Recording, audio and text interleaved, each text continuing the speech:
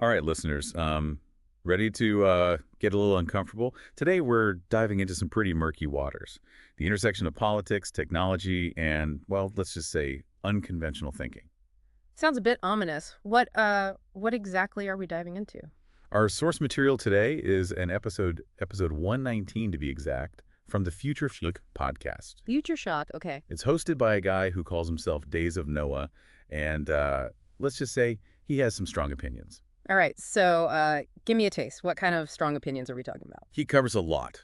We're talking techno-nationalism, a potential deep state, even figures like Elon Musk, J.D. Vance, and Robert F. Kennedy Jr. all come up. And oh, there's a possible link he sees between the race for AI dominance and something called the Internet of Bodies. Wow. Okay. That's quite a mix. Before we go any further, maybe can you give me some context on this Future Shock podcast? What's the vibe? Who's their audience? Well, it seems to attract, folks who are, let's say, skeptical of mainstream narratives. Days of Noah talks a lot about, like, ops, short for psychological operations. Basically, he thinks lots of events are staged to manipulate us. So we're dealing with a bit of a conspiracy theory angle here. You could say that. He doesn't shy away from dramatic interpretations. Hmm. For example, he suggests that some recent plane crashes, might have been false flags or even, get this, ritual sacrifices. Okay, that's definitely a distinct perspective. Yeah, just to give you a sense of what we're dealing with. I see, I see. So let's break this down a bit. You mentioned this term techno-nationalism. What exactly does he mean by that? Right, so techno-nationalism, in Days of Noah's view, it's the idea that different nations are in this cutthroat competition to be top dog in technology, especially when it comes to, artificial intelligence. Okay, so like a global AI arms race kind of thing. Exactly. But he goes a step further. He believes this whole competition is being exploited by a shadowy deep state to advance their own agenda, like a transhumanist agenda. Transhumanist. So using technology to enhance humans, maybe even blurring the line between, man and machine. Right. And he brings up this Chinese AI app called DeepSeek. It's become super popular. But Days of Noah sees it as like this potential tool for manipulation. How so? He thinks it could be used to like subtly shape public opinion, to make people more comfortable with, technology being used for things like surveillance. He even suggests it might be orchestrated, like a deliberate move to justify more government control in the name of national security. I see. So it's not just about the technology itself. It's about who's controlling it and what their motivations might be. Exactly. And this whole idea of hidden agendas and control ties directly into his analysis of Project 2025, which we'll get to in a bit. Project 2025. What's that? It's a plan that appears to have backing from conservative groups. And on the surface, it's focused on modernizing the U.S. government, promoting technological advancements, especially in AI. Sounds pretty standard for any government these days. Right. But Days of Noah, he's not buying it. What do you mean? What's he suspicious of? He's convinced that there's this hidden agenda behind it all. Okay, I'm all ears. He believes it's all about pushing a technocratic agenda where, even if it's presented as being good for America, individual liberty slowly gets eroded. Interesting. So what specifically does he point to? Well, for example, Project 2025, they want to pour money into AI and 5G, loosen environmental regulations, revamp government systems using blockchain, and make the U.S.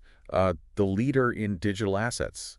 Sounds pretty typical on the surface, right? Yeah, I mean, it sounds like, modernization efforts that many countries are undertaking. Exactly. But Days of Noah, he argues that all this pro-American progress could ultimately lead to like this super high-tech system of control.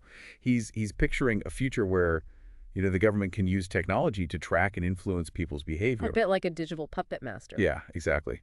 And he believes that Project 2025 is setting the stage for that.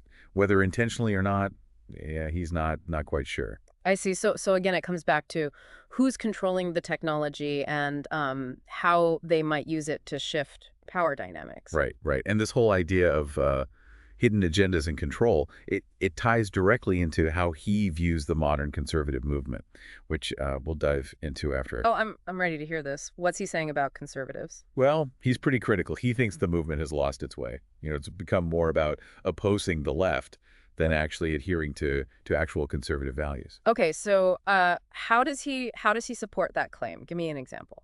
He's particularly critical about how some conservatives are embracing figures like Andrew Tate and J.D. Vance, despite their controversial pasts and statements.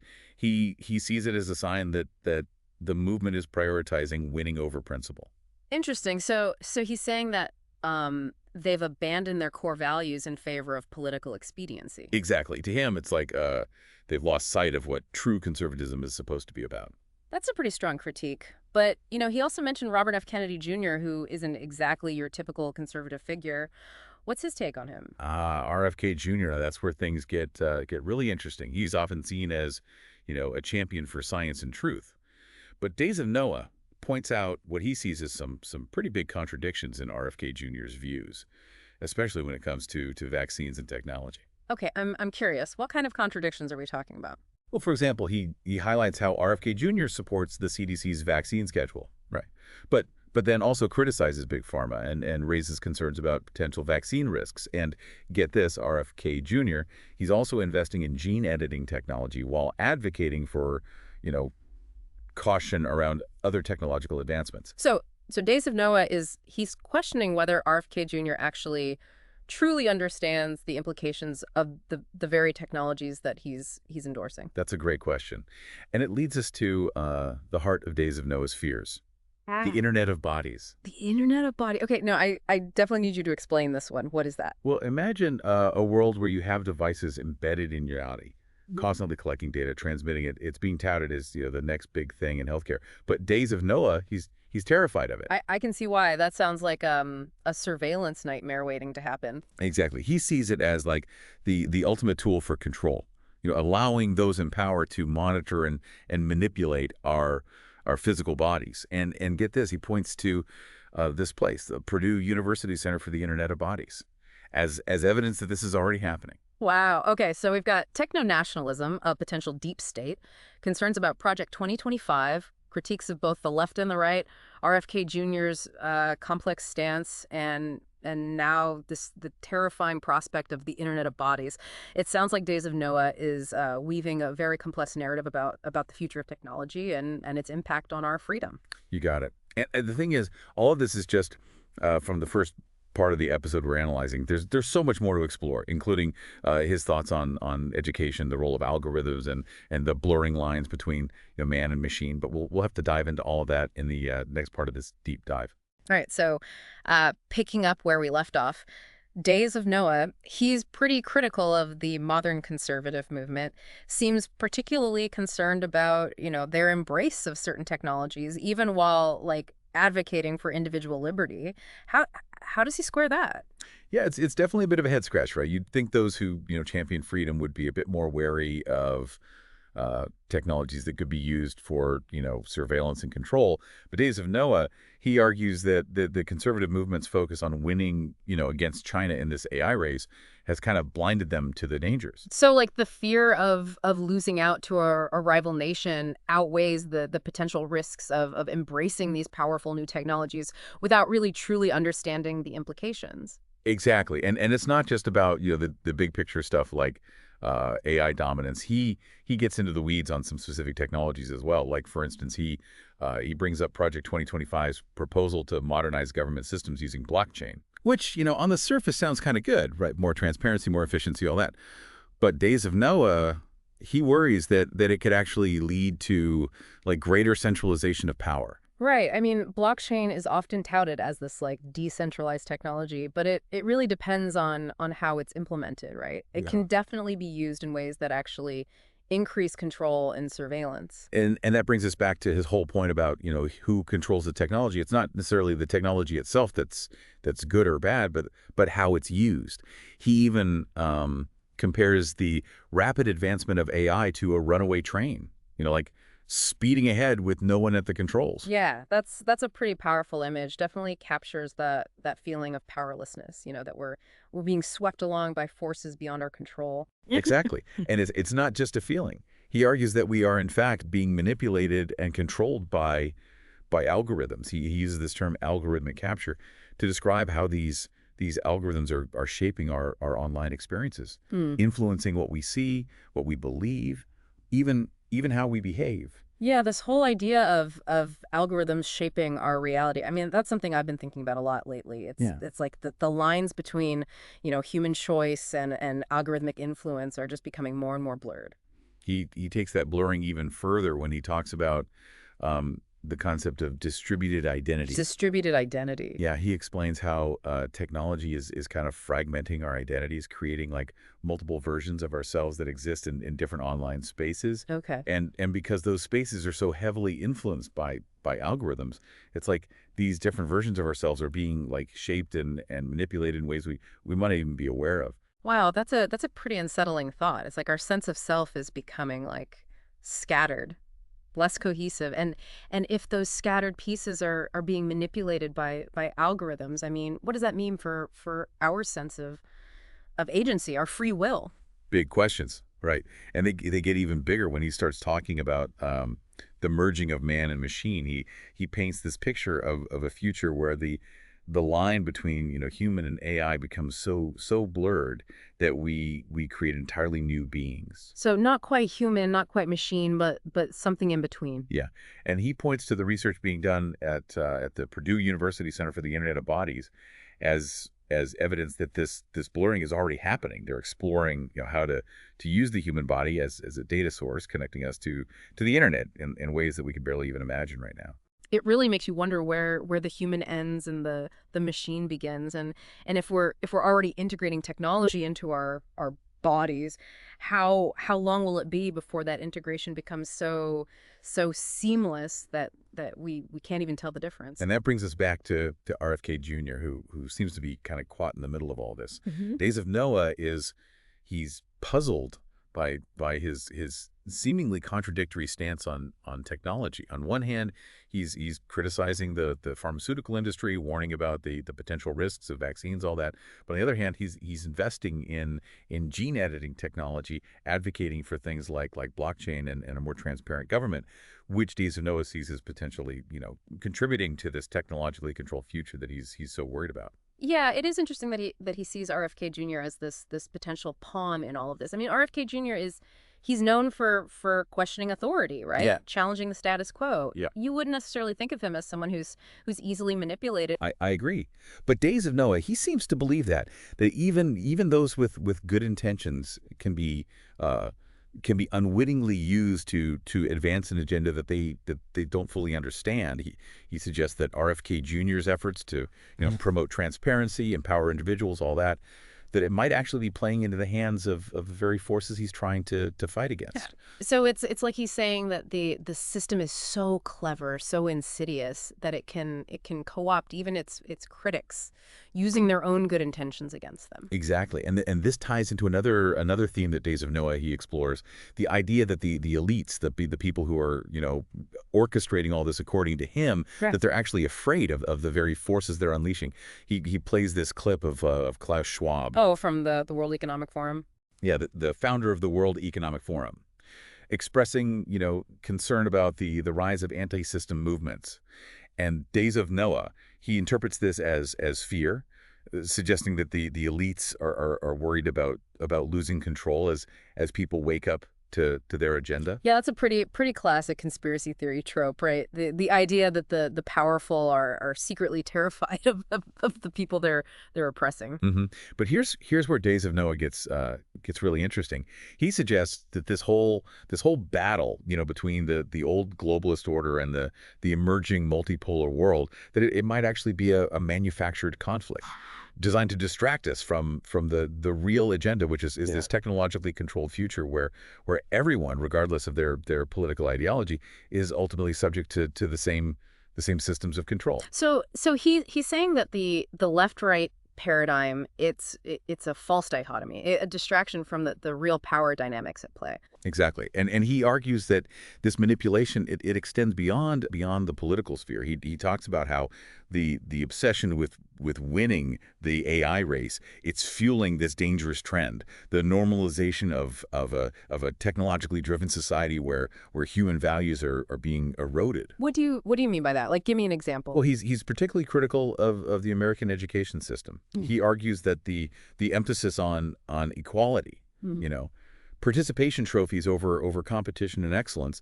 It's creating a generation of students who are ill-equipped to thrive in a world where technological skills are paramount. I see his point. If we're constantly shielding children from the realities of competition and failure, are we inadvertently making them more vulnerable to manipulation by those who control the technology? That's exactly his argument. He's essentially saying that by trying to create a more fair and equitable society, we're actually paving the way for a future where those who are most skilled at manipulating technology will have the most power.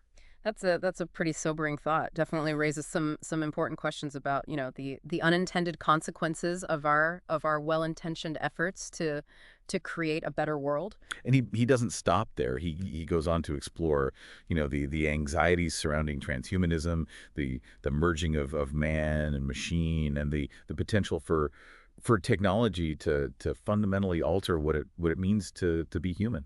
All right, this is getting pretty heavy. We need to take a breather for a moment and process all this. This is where we'll pause for now, and when we return, we'll delve into those anxieties and explore the implications of Days of Noah's worldview a bit further.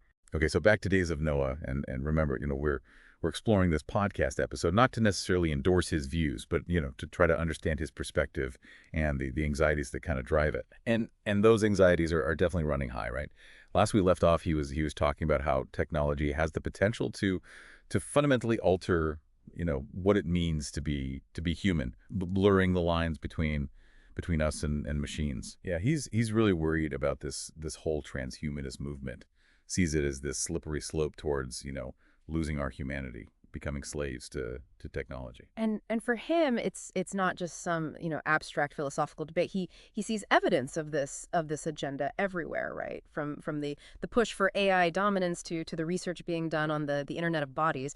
He even points to seemingly benign things like blockchain technology and the push for a more transparent government as potential tools for this transhumanist takeover.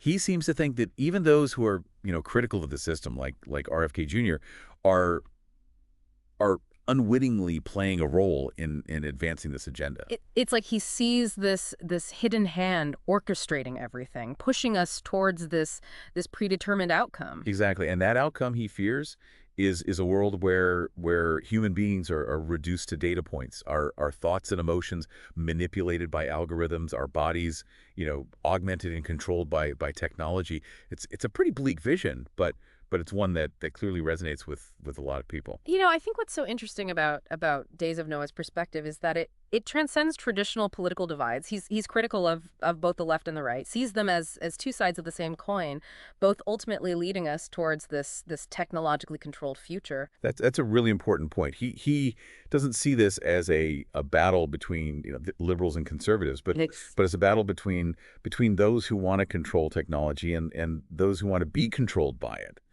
And he seems to believe that the vast majority of us, regardless of our political leanings, are falling into the latter category. Yeah, it's a pretty disempowering view of the world, but I can understand why some people might find it appealing. It offers a simple explanation for the complexities of modern life, and Yeah. and it provides a clear enemy to fight against. And that enemy isn't just some shadowy cabal of elites. It's the technology itself, the algorithms, the systems of control that are becoming increasingly embedded in our lives. Which makes it a much harder enemy to fight, wouldn't you say? I mean, how do you fight against something that's so pervasive, something that's become so integral to how we live, how we work, how we interact with the world? That's the million-dollar question, isn't it? And in Days of Noah, he doesn't really offer any easy answers. He seems to suggest that awareness is the first step, right? Like waking up to the reality of how technology is being used to shape and control our lives. But then what? What do you do with that awareness? Do you retreat from technology altogether? Do you try to fight against it, or do you find ways to use it for good, to reclaim some sense of agency in this increasingly technologically driven world? I mean, those are the questions we're all grappling with, aren't we? And there's no one size fits all answer. It's a deeply personal journey figuring out how to navigate this brave new world we're all living in. You know, I think Days of Noah's podcast episode, for all its flaws and anxieties, it serves as a valuable reminder to be critical, to question assumptions, Yeah. to never take anything at face value. We need to be aware of the potential downsides of technology, even as we embrace its possibilities.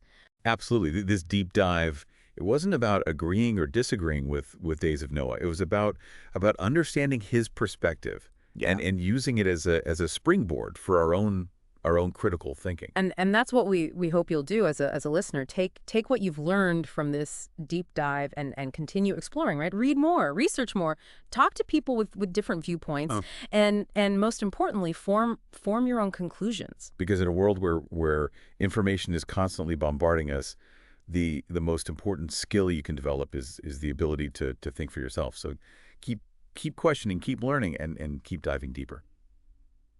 Thanks for joining us on this deep dive.